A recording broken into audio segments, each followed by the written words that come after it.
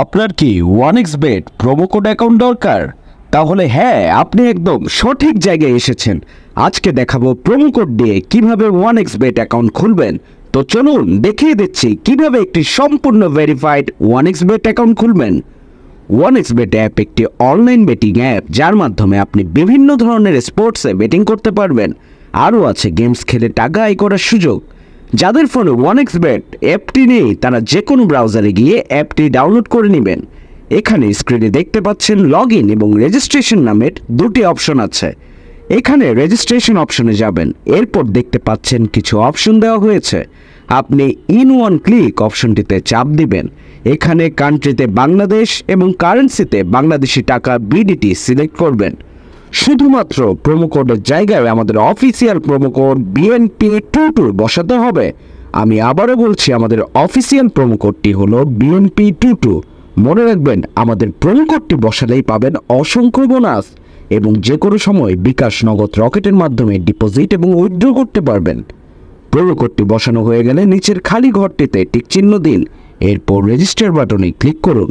Robot verification চাইলে তা সফলভাবে সম্পন্ন করবেন। দেখুন, আপনাকে একটি আইডিয়ার পাসওয়ার্ড দেওয়া হয়েছে।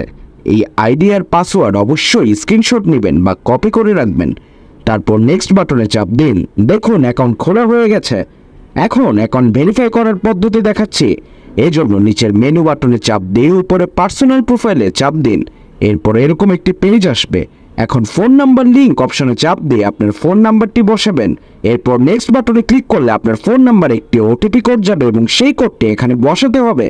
এরপর নিচের কনফার্ম বাটনে ক্লিক করতে হবে। নাম্বার ভেরিফাই হয়ে গেলে ব্যাকে চলে আসবেন।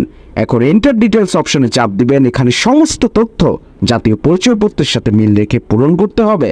এখানে আপনার নামের প্রথম অংশ লিখবেন, তারপর শেষ অংশ লিখবেন। এরপর জন্মসাল, মাস এবং জন্ম তারিখ লিখবেন।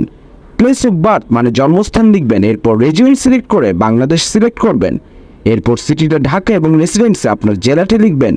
ডকুমেন্ট টাইপ সিলেক্ট করে ন্যাশনাল আইডি সিলেক্ট করবেন এবং সিরিজের ঘরে 1 লিখবেন। ডকুমেন্টের ঘরে আপনার এনআইডি নং লিখবেন। এরপর ডেট অফ ইস্যুর ঘরে এনআইডি এর উল্টো পাশে দেওয়া ইস্যু ডেট বসিয়ে দেবেন। ইস্যুড বাই এর ঘরে বাংলাদেশ গভর্নমেন্ট লিখবেন। সবকিছু ঠিক থাকলে পাশে থাকা আইকনে ক্লিক করবেন। এর মাধ্যমে অ্যাকাউন্টটি ভেরিফাই হয়ে যাবে। এখন দেখব কিভাবে অ্যাকাউন্টে টাকা ডিপোজিট করা যাবে। ডিপোজিট করার জন্য ব্যাকে চলে আসুন। উপরে ডিপোজিট বাটন দেখা যাচ্ছে, সেখানে ক্লিক করুন। আপনারা দেখতে পাবেন এখানে টাকা ডিপোজিট করার অনেকগুলো অপশন রয়েছে। তো আমি আপনাদের দেখিয়ে দিচ্ছি কিভাবে এই পেমেন্ট মেথডের মাধ্যমে ডিপোজিট করবেন। আমি একটি অপশনের উপর ক্লিক করলাম। এখন এরকম একটি পেজ দেখতে পাবেন। এখানে আপনি আপনার ইচ্ছে মতো টাকা ডিপোজিট করতে পারবেন। এখন কোন নম্বরে টাকা পাঠাবেন সেটা ভাবছেন? উপরে দেওয়া আছে নগদ ওয়ালেট নাম্বার। এখান থেকে নম্বরটি কপি করে নেবেন।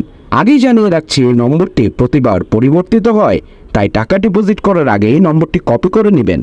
নম্বর কপি করা হলে নগদ অ্যাপে চলে যাবেন এবং ক্যাশ আউটের মাধ্যমে কপি করা নম্বরেই টাকা পাঠাবেন। টাকা পাঠানো হলে এরকম একটি পেজ চলে আসবে। এখান থেকে ট্রানজ্যাকশন আইডিটি কপি করে অ্যাপে ফিরে আসবেন এবং যে নম্বর থেকে টাকা পাঠিয়েছেন তা লিখবেন। পরবর্তী অপশনের আগেই কপি করা ট্রানজ্যাকশন আইডিটি লিখবেন। এরপর কনফার্ম বাটনে ক্লিক করবেন এবং এর মাধ্যমে আপনার অ্যাকাউন্ট ডিপোজিট সম্পন্ন হবে। কিছুক্ষণ অপেক্ষা করলেই আপনার অ্যাকাউন্টে টাকা জমা হবে। তো বন্ধুরা, আজকের ভিডিওটি এখানেই শেষ করছি। ধন্যবাদ সবাইকে।